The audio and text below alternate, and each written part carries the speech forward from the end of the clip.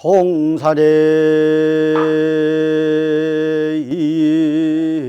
일출하니 서산이 밝고도 밝도다. 오봉산 정상에 올라보니 불타조사 백운중 이로다. 달은 달이고 바위는 바위여서 달은 허공과 친하고 바위는 땅과 친하도다.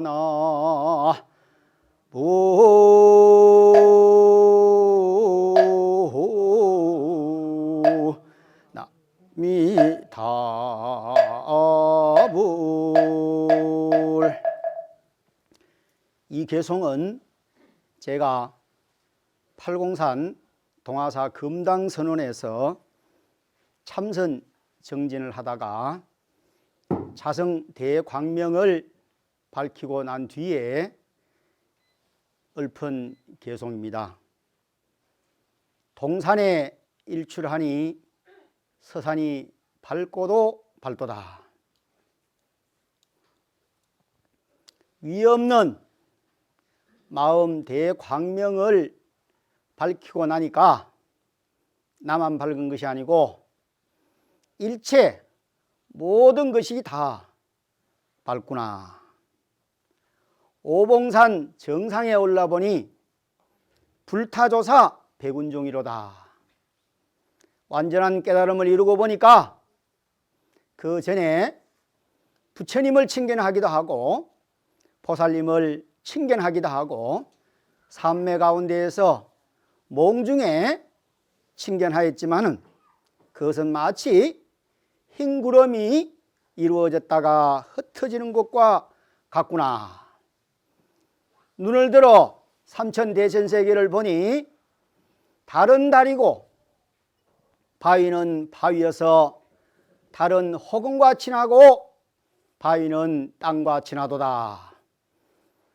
산은 산이고 물은 물이어서 새는 산에서 놀고 물고기는 물에서 노는 것과 같이 오늘 여러분들은 이 자리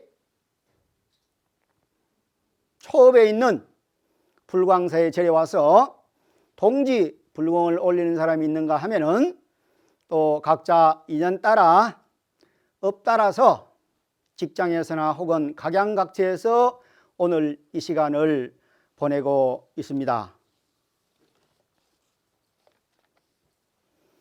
오늘 여기 불광사 주지스님이 특별히 저희한테 부탁을 했습니다.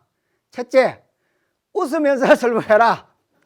두 번째, 편하게 대화하듯이 하라고 강력한 주문이 들어가지고 제가 원래 이렇게 막 목에 힘을 딱 주고 법문을 하는데 오늘 그 편하게 법문을 하도록 하겠습니다. 좋죠?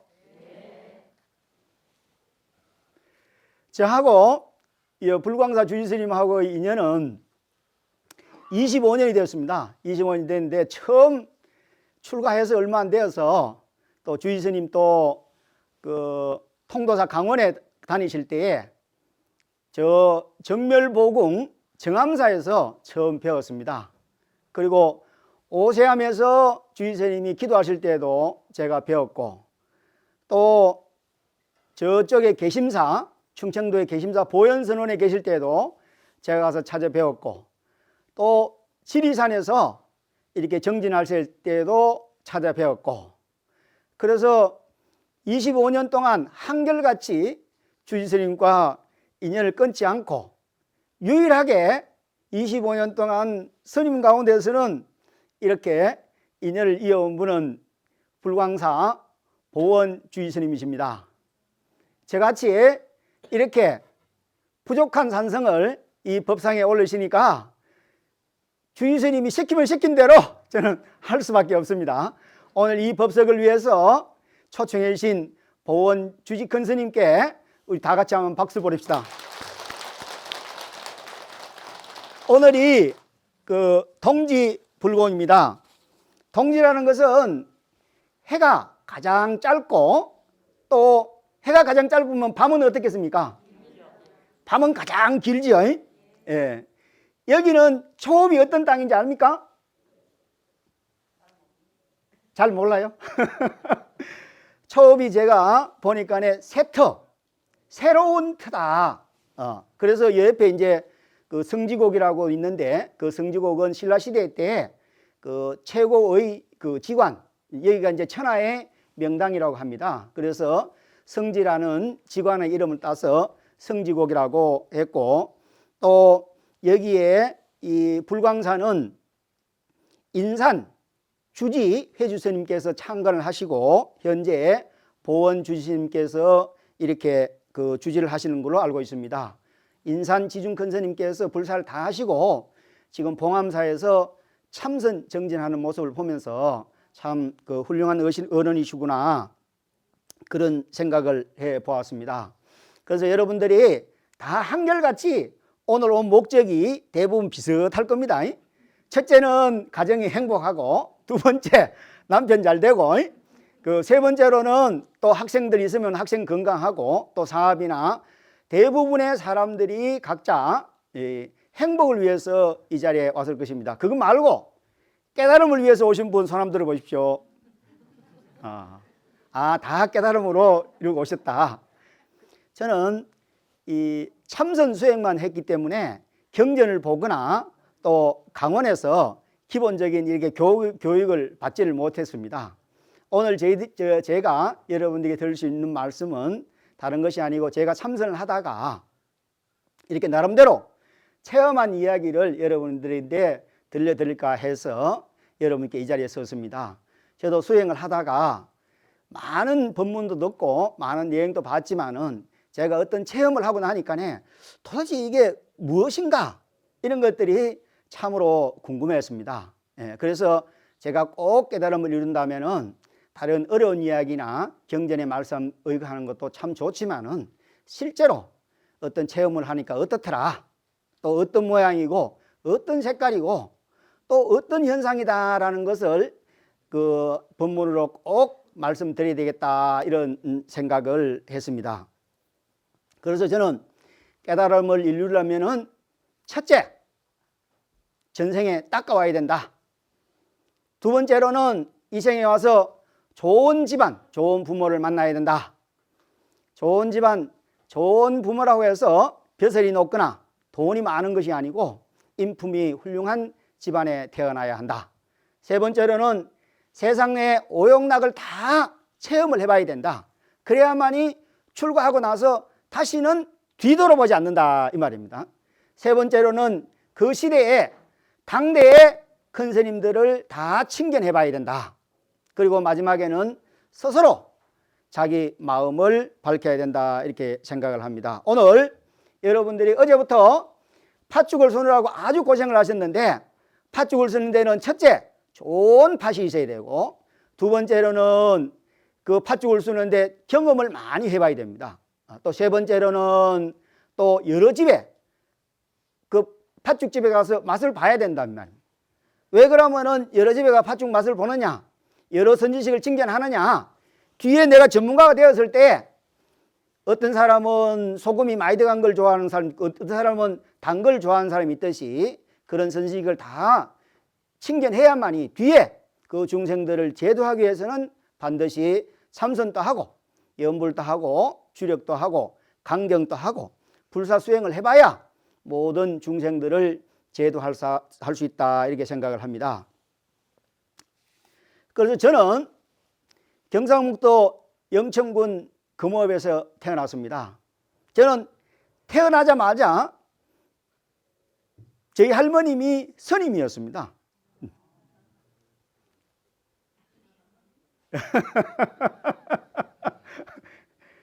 주의선이 웃으라고 웃습니다. 그래서 저는 저희 할머님이 경북 영천에 있는 용화사라는 절을 처음으로 이제 창건하셨는데, 그 용화사라는 절은 그 고려시대 미륵전 여례부를 모시고 돌부처님을 모시고 이렇게 저희 할머님은 오만이 반묘음 주력 수행을 했습니다. 근데 그 미륵부처님이 이제 주지스님 꿈에 나타나셔가지고 이렇게 그 땅에 묻혀 있는 걸 파가지고 이렇게 모셨는데, 아마 제가 어릴 때부터 이제 어머님 태중에 제가 이 제례를 이제 드나들었겠죠. 아마 어머님이 기도하시고 나왔지 않나 그런 생각을 합니다. 제 태목은 저희 어머님 품속으로 고래가, 큰 고래가 어머님 품속으로 들어오는 꿈을 꾸고 제가 태어났습니다. 저는 어릴 때 다른 기억은 없는데 이렇게 그 저만 재보면 소나무 있지 않습니까? 소나무인 것처럼 다른 기억은 없는데 그 솔향기를 지금 또 잊을 수가 없습니다. 그래서 지금 또 저희 할머님 그 절이 이렇게 가보면은 그 현재의 주지스님이 또 꿈을 꾸시고 한 신라 시대에 그 부처님을 이게 땅에 파가지고 조그마한 소부를 이렇게 모셔놓기도 하고 또 서기 방광한 사진도 이렇게 찍어 놓았더라고요. 그래서 그 절이 얼마나 영험했는가 하면은 거기에 이제 삼군사관학교 사격장이 이제 들어왔습니다. 들어왔는데 계속 인사사고가 나고 또 여러 가지 사고가 나서 이 절이 영험한 절을 옮겨서 그랬다. 그래서 다시 이 현재의 절이 있습니다. 그래서 두 번째로 저희 할머님이 창건하신 절은 이제 법연사라는 절을 이제 창건을 하셨습니다. 그래서 저는 어릴 때부터 이래 가지고 절에 가서 살았습니다. 어릴 때. 그래 가지고 가만히 아침에 이렇게 할머니 부시럭하면 저는 일어나요. 그러면은 할머니가 나가가지고 도랑석을 하신다 이 말입니다. 그러면 뭐 나무 한미 다불이라고 그러더라고요. 그래서 가만 앉아가지고 우리 할머니는 저기 가지고 도량석을 치는데 나무에 무슨 할머니가 있나, 나 어릴 때 그런 생각을 했다 이 말입니다. 그래서 지금 생각해 보니까 나무 아미타불이라고 이렇게 도량을 하시더라고요. 그래서 제가 이 말씀을 드리는 것은 어릴 때부터 저는 그 불교의 그 신앙심으로 성장을 했습니다. 그리고 모든 분들이 부모님들이 다 훌륭하시지만은 저희 아버님은 참 훌륭하세요. 초년에 면허위원회에 출마하셨다가 낙선하시고 일체 공직에 나서시지 않고 저희 집에 이제 과수원을 해가지고 좀 부잣집입니다. 그래서 온 동네 사람들이 이렇게 돈을 다 빌려오기도 하고 또 그 여러 동네 사람들이 도움을 주기도 했는데, 마지막에는 이제 당신을 좀 괴롭히는 사람이 있었어요. 근데 그 사람을 위해서 전 재산과 같은 과수원을 이렇게 그 사람을 위해서 주더라고요. 그리고 또 저희 숙부는 공군사관학교에 나오셔가지고 대령인데 어느 날 오시더니 장군 진급할 것 같다고. 그래서 저희 집안에는 좀 입이 좀 무거워가지고 그럼 장군 진급하는가 보다 이렇게 생각했는데, 얼마 있다 오시더니 그냥 뭐 전역한다고. 그리고 왜 그러시냐 하니까네, 장군 진급하려고 하면 통상적으로 인사를 해야 됩니다. 그래서 내가 아시다시피 국가와 민족을 위해서 청춘을 바쳐서 국가와 민족을 위해서 하고 가족도 버리고 형제들도 버리면서 오로지 국민을 위해서 충성 봉사했는데 돈을 주고까지 내가 장군 다라가 되겠습니까? 그러면서 이제 전역을 했고, 또 제 위에 있는 속가의 형은 30년 동안 한 직장을 건속하면서 그룹의 이제 상무이사로 퇴직을 했습니다. 그러면서 저는 성장 과정 속에서 제 아버님과 숙부와 또 형님 같은 이 훌륭한 분들을 그 선지식으로 삼아서 이렇게 성장을 했습니다. 그리고 어릴 때부터 저는 한 번도 회장을 놓친 적이 없습니다. 국민학교 때 회장을 하고, 고등학교 때 총학생회장, 대학교 때 저 동국대학교 경주 캠퍼스를 나왔는데 총학생회 연합회장을 했습니다. 그래서 제 삶은 누구인데 굴종되거나 이런 게 아니고 리더적인 삶을 살아가지고 참선을 하는데 참 큰 도움이 되었습니다. 그리고 저는 직장도 안 되게 맞습니다. 직장도 안 다녀보고 대학교 때 사업을 했습니다. 그래서 큰 돈을 벌어서 또 그 돈에 대해서 별로 욕망이 없습니다. 돈을 많이 써봐가지고. 그래서 세상에 오욕락을 다 누려봤기 때문에 출가해서는 다시는 세상을 보고 싶은 마음이 없습니다. 그래서 세속에 있을 때에 저희 집안에 누가 백혈병이 걸렸는데, 그래서 제가 그때 이제 사업을 하면서 서울대 병원을 왔다 갔다 하면서 팔공산 갓바위 부처님인데 기도를 했습니다. 기도를 해서 그 환자가 이제 서울 파티마 병원, 대구의 파티마 병원에 이제 항암 치료를 했는데, 어느 날 거기 있는 담당 과장 의사 선생님이 저를 부르더니, 아, 이상하다고. 이 암이라는 것은 의사가 할 수 있는 거는 한 60%인데 완치가 되었다고. 그러면서 그분이 하신 말이, 이것은 신이 아니고는 이렇게 될 수 없다. 그래서 30여 년이 지났는데 지금도 아직 건강하게 잘 있습니다. 그래서 지금 생각해 보니까 그것이 아마 갓바위 부처님의 가피지묘력이 아닌가, 그런 생각을 해봤습니다. 그래서 저는 출가하게 된 동기, 스님 되는 데는 출가의 동기가 대단히 중요합니다. 여러분들도 오늘 이 자리에 오셨을 때는 각자의 소원이 있을 것입니다.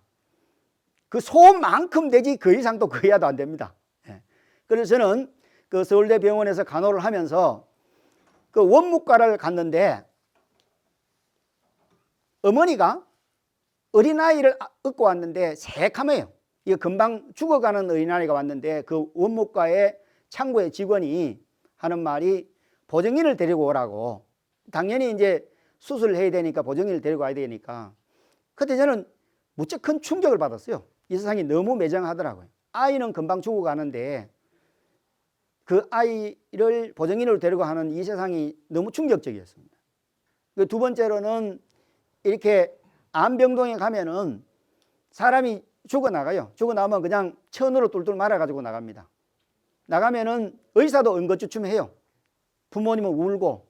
그래서 저는 언젠간 내가 한번 기회가 있다면은 삶과 죽음의 근원을 한번 해결해야 되겠다. 의사도 하지 못하는 저 어머니의 마음을 한번 해결해 줘야 되겠다. 그래서 시절 인연이 도래해서 저는 거제도에 있는 경상남도 화엄사찰 중에서 네 번째로 네 손가락에 드는 그 절에 입산을 했습니다. 절에 입산했는데 처음에 가니까 그 주의스님이 천도제를 하라 그러더라고요. 예, 하겠습니다.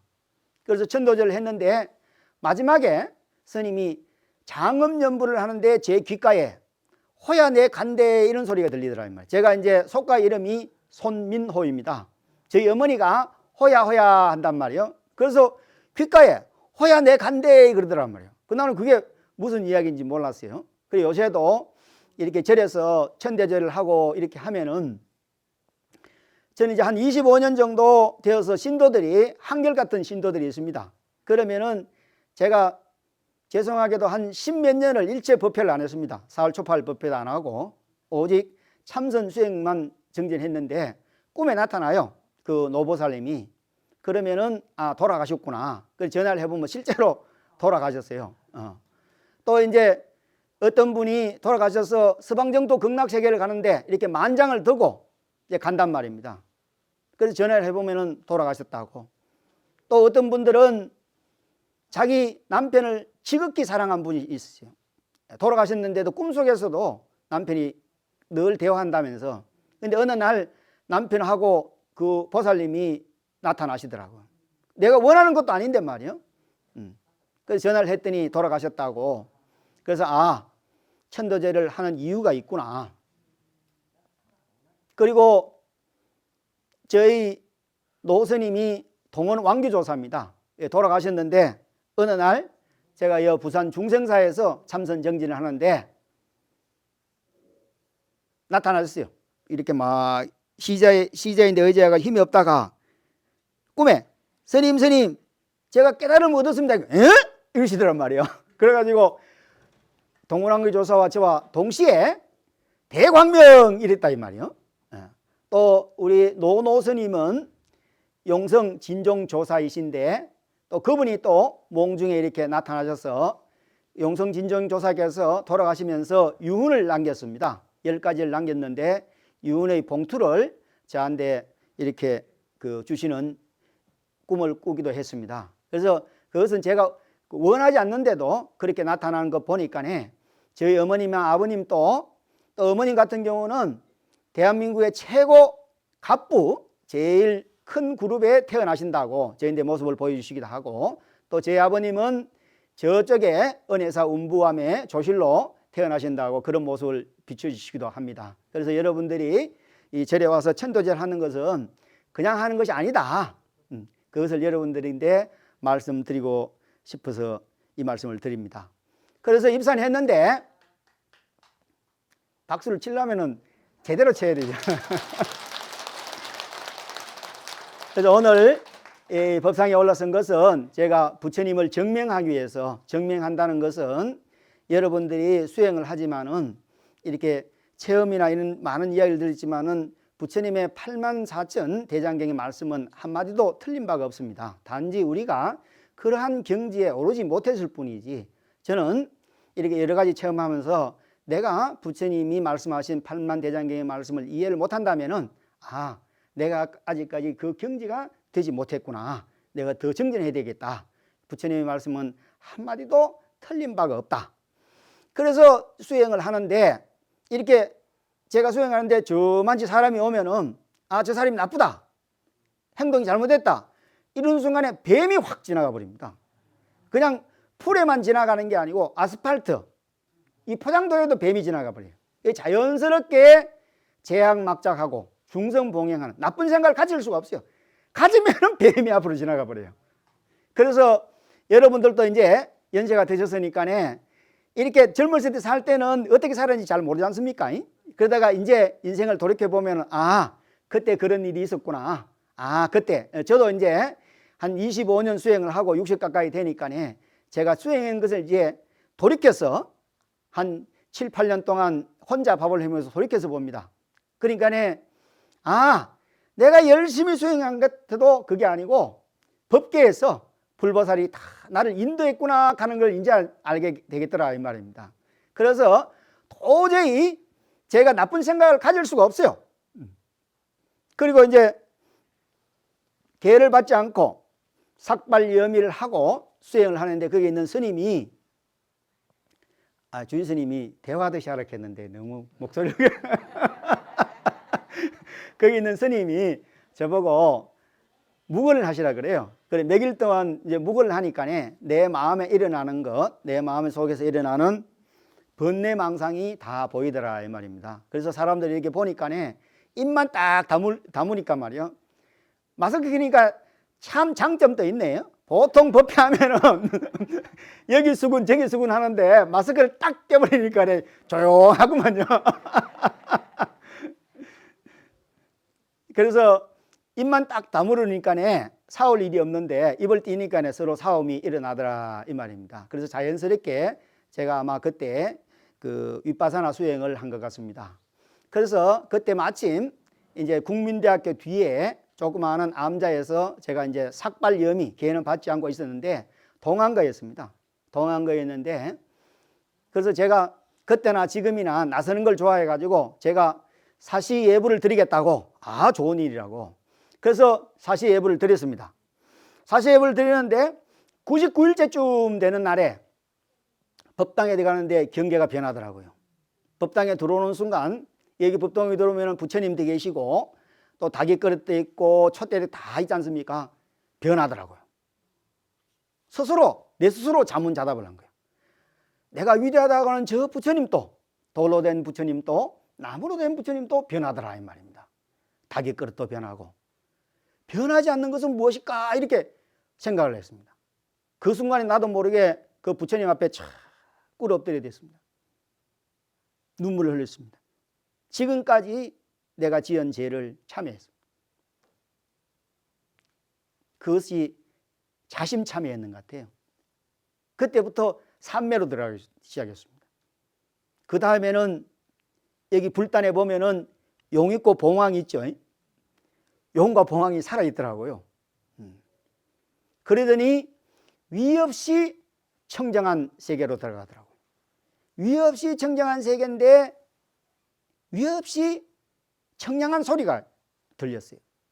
지금도 제가 여기서 법상에서 법문하지만은 저 귓속에는 위 없이 청량한 소리가 들립니다. 그래서 제가 도대체 이게 어떻게 된 건가 기회가 있어서 중국의 그 황실의 의의 되는 분이 그 자손 되는 분이 와가지고 치료를 하길래 제가 물어봤습니다. 아, 내 귓가에 지금 또 위 없이 청량한 소리거든. 이게 무슨 이야기 소리냐 하니까네, 아, 스님 그건 해조음이라고 이야기를 하더라고요.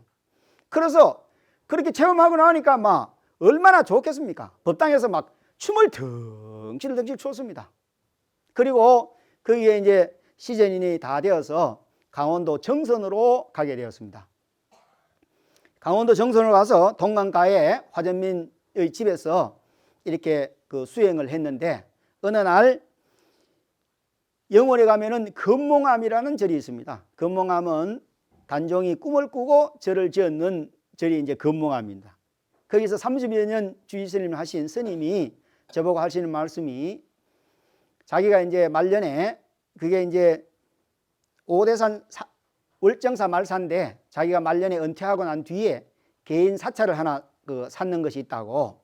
그 사찰은 계족산, 부처님의 미륵전 여러분과 인연 있는 계족산 밑에 용주사라는 절이 있으니까 스님이 4월 초파일 내 대신을 좀 봐줬으면 좋겠다. 그래가지고 4월 초파를 봐드렸더니, 스님 그 동강가에 계시지 마시고 저쪽에 가면은 대승사라는 조그마한 암자가 있으니까 그 가시면은 공양하시기도 편하고 또 수행하시기 편할 거라고. 그래 그 절에 갔더니 조그마한 암자예요. 스레때 드는 암자인데 부처님이 초라하시더라고요. 스레때 기와도 다 깨지고. 그래서 너무 마음에 안 되어서 그날 저녁에 법당에서 잤습니다. 이 두루마기를 덮고 잤는데 꿈에 미륵전 여러분이 이렇게 나타나시고 저사와 보살이 나타나더라 이 말이에요. 그러면서 미륵전 여러분이 하시는 말씀이, 이분은 위대한 분이기 때문에 크게 공양을 올려라, 이런 이제 꿈을 꾸고 깨어났습니다. 제가 꿈 잘 꾸죠? 내가 꾸려고 꾼 거 아닙니다. 그래서 지금 이제 돌이켜 보니까네 다 이 법계에서 불보살이 이렇게 안내를 했더라고요. 그래 며칠 있으니까네 제가 서울에 있다가 내려와서 인연 있는 노보살님이 오시더니, 스님 제 자식이 아프니까 좀 집에 가셔서 기도를 좀 해달라고. 그래 집에 갔더니 꿈에서 보한 처사 보살이더라 이 말이에요. 예, 그래서 강남에 있는 이제 부잣집인데 가서 이렇게 해서 기도를 해서 또 본인들이 원하는 것을 이루어주고, 지금까지도 25년을 한결같이 저를 이제 외호를 하고 있습니다. 그런데 제가 이제 불보살도 칭견하고 또 이제 그 용이라든 이런 걸 칭견하니까 자신감이 생기는 거예요. 그러면 그때는 어떻게 되느냐 하면은 그냥 말하면 되어버려요. 너 나! 그럼 나와버려. 너 부자 돼! 하면 부자 되어버려. 아이고 스님, 우리 집에 지금 장손인데 아기가 없습니다. 그래? 그럼 산신강에 그 땅콩 올려요. 이렇게 보면은 며칠 있다 와요. 아이고 스님 큰일 났습니다. 상둥이가 생겨버렸습니다. 아이고야, 땅콩이 2알이니까 말이야 상둥이가 생겨버렸다. 아 그래 알았어요. 그러면은 밤 올리세요. 이렇게 그래. 아이고 스님 하나가 없어졌습니다. 이게 어떤 때에는 이렇게 영월에는 이렇게 악산이에요. 그래서 포크레인 기사가 포크레인을 싣고 가다가 굴러버렸답니다. 그래서 이제 그 부인이 저희한테 와가지고, 스님 제 남편이 지금 혼수상태에 빠졌습니다. 이만저만 해서. 그래 기도 좀 해줘. 알았습니다. 며칠 있다 남편이 왔어요. 어떻게 오셨냐고. 병원에 있다 그러더니, 아 스님 제가 그 꿈속에서 스님이 탑돌이를 하더니 목에 가시를 딱 빼주는 순간에 깨어났습니다. 그런 이야기를 하는 거예요. 그래서 자기가 여도 부러지고 그것도 다 붙었답니다. 그리고 또 이제 프로야구 감독 부인이 오셔가지고 2000년도에 우승을 하고 싶다고, 우승하십시오. 그런데 진짜 우승을 했어요. 그래가지고 뭐 스포츠 신문에 나와가지고 대승사라는 절에, 부인이 대승사라는 절에 가가지고 우승을 했다고. 그런 일들이 이제 부지기수로 많죠. 이런 말씀을 드리는 것은 여러분들이 반드시 기도를 하면은 반드시 성취된다는 것을 여러분들에게 말씀을 드리고자 이 말씀을 드립니다. 그러나 사람들이 욕망이 끝이 없더라고요. 5억을 만들어 놓으면 또 10억을 하려고 하고, 나사나면 또 하려고 그러고. 저도 돈이 들어오죠. 막 법회를 하면 돈이 수북하게 쌓입니다. 그래서 저도 이렇게 하면 안 되겠더라고요. 내가 출가한 것은 부처님이 되게 출가한 것인데, 근데 누가 나인데 스님 마음이 무엇입니까? 라고 이야기하면 내가 대답할 수가 없더라고요. 그래서 한순간 놓아버렸죠. 그러면은 부처님은 자기가 기도한 만큼 반드시 이루어줍니다. 그래서 25년 가까이 이렇게 돌이켜보니까 한 집 위에는 그때 이루어졌지만은 부처님한테 다시 은혜를 갖지 않는 사람은 어려움을 당하더라고요.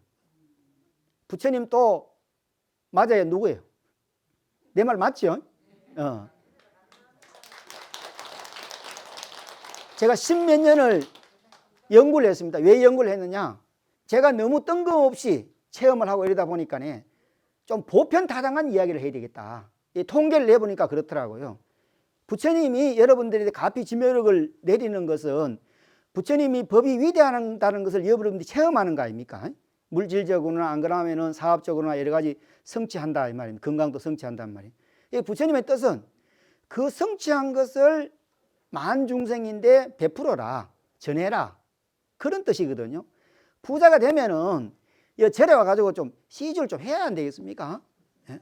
그래서 이 가피를 체험을 했으면은 반드시 갚아야만이 그 가피지면을 오랫동안 유지할 수 있다라는 것을 제가 느꼈습니다. 그래서 이제 참선을 하러 갔는데 저희 스님, 불심 도문 스님인데 이제 귀의를 했습니다. 그랬더니 신도들이 막 찾아와서 스님 가시면 안 된다고, 저희들을 놔두면은 어떻게 하냐고 하면서 눈물을 흘리기도 하고 그랬는데, 제 마음은 오로지 깨달음을 위해서 출가했기 때문에, 그래서 저희 스님이 몇 번 만나더니 저보고 법상에 올라가라 그래요. 그런데 저는 그때까지 변변찮게 기회를 받지도 못했고 또 깨달음을 이룬 것도 없는데 감히 법상에 올라갈 수 없어서 밑에서 이제 법문을 하기도 하고, 또 한 번은 경주 철령사라는 곳에 경수 남산 고위산에 상국유사에 나오는 철령사지라는 절이 있습니다. 거기 갔더니 저희 스님이, 오람 스님이 마이크를 들고 법문을 좀 하라고, 그래서 이렇게 좋은 선지식을 만나고 이렇게 철령사 같은 좋은 도량에서 성불을 하지 않는다면은 어느 생에 성불을 할까 하는 그 마음에 막 마음이 울컥하더라고요. 눈물이 흐르더라고요. 그 순간에 이 백호 미간에서 빛이 쫙 나가더라 이 말입니다. 그래서 그때는 그게 뭔지를 몰랐어요. 저는 솔직히 경전을 안 읽었습니다. 왜 경전을 안 읽었냐 하면은, 제가 금강경을 안 읽은 이유는 제가 금강을 정득해서 금강경을 보려고 저는 안 읽었습니다. 그래서 이 경전의 내용을 보니까 부처님이 백호 미간으로 광명을 비추었다라는 그 내용이 나오더라고요. 그리고 또 저희 스님하고 같이 인도 2002년도에 인도 부다가야 부처님이 깨달음을 이룬 보리수 밑에 이제 우리 한국 사원이 없었습니다. 그래서 한국 사원을 개학하기 위해서 2000년대 인도를 이제 성도 제일 날 방문하게 되었습니다. 그래서 성도 제일 아침에 제가 저희 스님인데 이야기를 했죠. 스님, 제가 성도 제일이니까 보리수 대탑 밑에 가서 정진을 한번 하겠습니다. 아, 좋은 일이라고. 그래서 보리수 대탑에 부처님 앞에 가는데 새가 날아가더니 취요 그래요. 취할 취자에 깨달을 놓자. 그래, 이상하다. 왜 저 새가 취요 할까? 그래 법당 안에 들어갔더니 그 인도 스님이 기다렸다는 듯이 그 대탑에 있는 부처님의 금낭가서를 저한테 주더라고요. 그래서 나는 왜 그럴까? 그래서 이제 제 스님 돼가지고, 스님 이만한 일이 있었습니다. 이제 그렇게 이야기하니까 스님 말씀이, 나는 아쇼카 호텔에서 정진을 하는데 새가 오더니 부리로 창문을 두드리면서 검자 하더라. 그래서 그 이야기가 무슨 말인지 몰랐어요. 그래서 제 스님이 하시는 말씀이, 그래서 오람 스님이 여기서 큰 공덕을 짓도록 하십시오. 여기서 총책임자가 되어서 불사를 하십시오. 그래가지고 예 대답을 하고 이제 국내로 돌아왔죠. 국내에 들어와서 신도들이 물어보니까 스님 안 된다고. 스님 불과 1, 2년 만났는데 처음에는 신도가 한 명밖에 없었는데 서울 신도만 500집 1, 2년 만에 신도가 많이 생기더라고요. 그래서 신도들이 참 영험하더라고요. 뛰어난 스님이 있으니까 구름처럼 소문도 안 냈는데 그거 몰려들더라 이 말입니다. 예. 그래서 저희 스님인데 스님 신도들이 이렇게 반대를 하니까 제가 못 가겠습니다. 그러십시오. 그래서 이제 제가 이제 양평에 또 절이 한 군데 있어서 양평에서 잠을 자는데 꿈에 천상에서 아기 부처님이 내려오는 거예요. 그 빛을 타고. 그런데 그 음악이 이 사바세기 음악이 아니라, 그런데 그 아기 부처님을 조만한 개미가 팔을 딱 무는 순간에 안 깨어나더라고요. 잠이 깨어났어요. 그런데 제가 아침에 이런 겨울이었는데 운전하러 가다가 사고가 나버렸습니다. 근데 죽음의 공포가 왔다 이 말이에요. 그래 가서 우리 스님 댁 가가지고 갔더니 우리 스님이 바로 삼처전심, 부처님이 영산화성에서 염화미소, 다자탑의 반분자, 사라수와의 곽시상부를 설하시더라고요. 그래서 망월사, 도봉산 망월사 천중선언에 처처를 사는데 그 전신공양을 하고 이렇게 법당 앞을 지나가는데 어떤 처사 보살이 저인데 물어요. 스님 부처님 어디 계시냐 그래요. 아 부처님요 관세음 보살님, 지장 부처님, 서가모니 부처님 아니냐니까 비웃듯이 가더라 이 말이요. 아차, 내가 마음의 부처를 이야기해야 되는데 형상의 부처님을 이야기했다 이 말이에요. 부끄러운 생각을 작더래요. 그 순간에 착 앞에 부처님이 나타나는 거예요. 황금으로 된 부처. 전체 얼굴이 황금이라. 보관도 황금, 이 복식도 황금인데 형용할 수 없이 아름답더라 이 말이에요. 생긴 것은 왜 탤런트 한예숙이라는 보살이 있잖아요. 얼굴 그렇게 가름하게 이렇게 눈을 끔뻑끔뻑하면서. 그래서 지금 보니까 의심을 하면은 착 부처님이 보여주더라 이 말입니다. 그래서 저는 특별히 화두를 주고받고 한 게 아니고 내 스스로 성장 과정 속에서 삶과 죽음에 대해서 의문이 생겨요. 어릴 때 인생이 뭐냐 내인데 묻는다면 나는 안개 낀 엘리베이터와 같다. 왜? 어릴 때 백화점에 가니까 말이요, 자기가 원하는 층을 누르더라 이 말이요. 그 원하는 층을 누르는데 그 원하는 층을 내리는 순간 한 치 앞을 내다볼 수가 없더라 이 말. 마치 안개 낀 것과 같더라 이 말. 인생 자체가 정상으로 가지 않고. 그래서 제 화두는 부메온 미생전 본래 면목인데 특별히 화두가 있다기보다는 삶과 죽음의 근원이 알고 싶었다 이 말입니다. 그러니까 자연스럽게 산매에 들어가게 되어 있단 말이에요. 도봉산 망월사에 사는데 신도들이 그런 이야기를 해요. 스님 그럴 수 있냐고. 1시간 동안 스님을 만나러 갔는데 등을 두드려도 스님이 모르더라. 난 모른다. 나는 화두에 몰입이 되면 누가 건드려도 모른다. 그러다가 마지막에는 동화사 금당선언에서 어떤 경지에 이르느냐 하면은 밥을 먹었는지 옷을 입었는지 잠을 잔지 몰라요. 한 100여 명의 스님이 참선을 했기 때문에 밥 먹으러 가면 밥 먹으러 가는 거예요. 잠자러 가면 잠자러 가고 수업 들어가는데 옷을 벗은지 입은지도 몰라요. 그런 시간이 10여일이 이제 지나버렸다 이 말입니다. 그러다가 동화사 금등승은 보르수 나무 밑에서 산미가 들었는데 스님들이 왔다 갔다 하게 번거로워서 그 뒤 대나무 숲을 지나가지고 소나무가 있는 파 위에 앉는 순간 확 밝아버렸다 이 말이에요. 비유하자면은 무명이 밝아져 버렸다. 다시 말하면은 여러분들 극장에 가면은 극장 시작하기 전에 캄캄하죠. 캄캄하단 말이에요. 그것이 무명의 극치다 이 말이에요. 그렇게 산매에 들었다가 그것이 찰나 순간에 한 100만 볼트가 확 밝았다고 생각해 보십시오. 깜짝 놀랐어요. 색깔은 붉어요. 무명이 찰나 순간에 밝아져 버렸다. 그러니까 마음도 밝아지고 몸도 밝아지는데 그 전날 어떤 현상이 있었느냐 하면은 이 발끝부터 머리끝까지 모공이 열리더라 이 말이에요. 세포가 열리더라 이 말입니다. 그리고 난 이후에 제가 한 번은 2014년도경에 대통령 기도를 한 적이 있습니다. 용성 진정조사와 인연이 있어가지고 제 조카하고 같이 기도를 하는데 정암사하고 오대산 보궁하고 법흥사를 세 군데를 참배하고 했는데 하늘에서 구름이 모여요. 구름이 모이는데 봉황이 생기더라고요. 불이 붙어 깃털까지 사진을 찍은 것보다 더 창명하게. 그러니까 내 조카는 막 신기해가지고 막 사진을 막 찍는 거예요. 그래서 그 전에는 항상 산매 가운데서나 몽중에 불보살을 칭견했는데 우리가 항상 이야기할 때 시방삼세에 항상 부처님이 계시다는 걸 저는 그것을 통해서 확신히 믿었습니다. 여러분도 확실히 믿으시기를 바랍니다. 그래서 이거는 이제 수행 이야기고 오늘 여러분들이 오셨으니까 그 아기가 이제 어머니를 만나는 것은 오리가 닭알을 낳을 수 없고 닭이 오리 뱃속으로 들어갈 수 없잖아요. 그래서 부모와 자식과 인연에 의해서 만난다 이 말이에요. 그렇기 때문에 자식을 탓하지도 말고 또 자식이 부모를 탓해서도 안 됩니다. 그 인연에 의해서 태어나고 또 자식을 낳으려면은 어떻게 해야 되느냐 하면은 먼저 종교가 같아야 된다 이 말입니다. 종교가 다르면 어떤 사람은 천국 가고 어떤 사람은 서방적도 극락세계 간다 이 말입니다.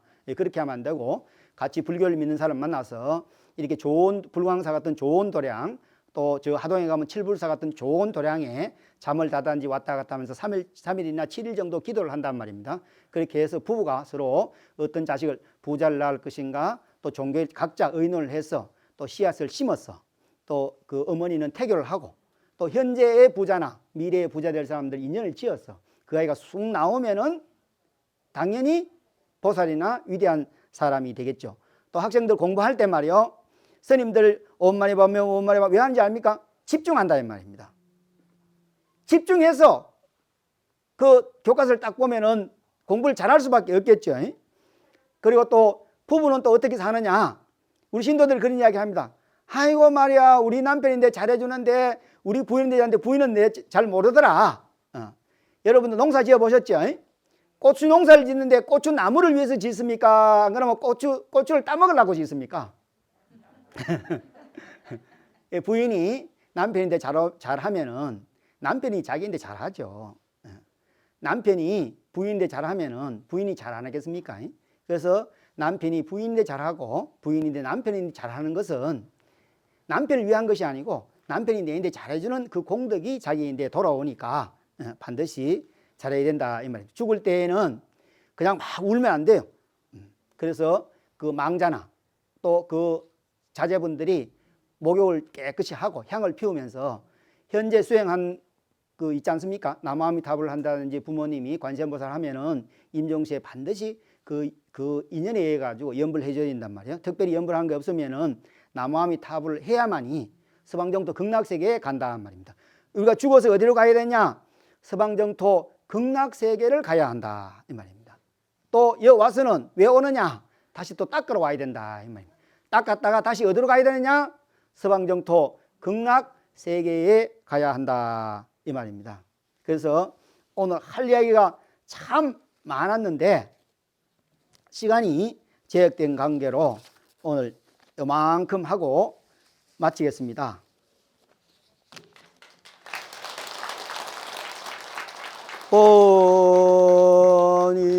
번이차 부산 촉동 불광사 이민년 동지 불공 봉행공덕 설법공덕 보고보일체 아등여 중생 탕생극락국 통교무량수 개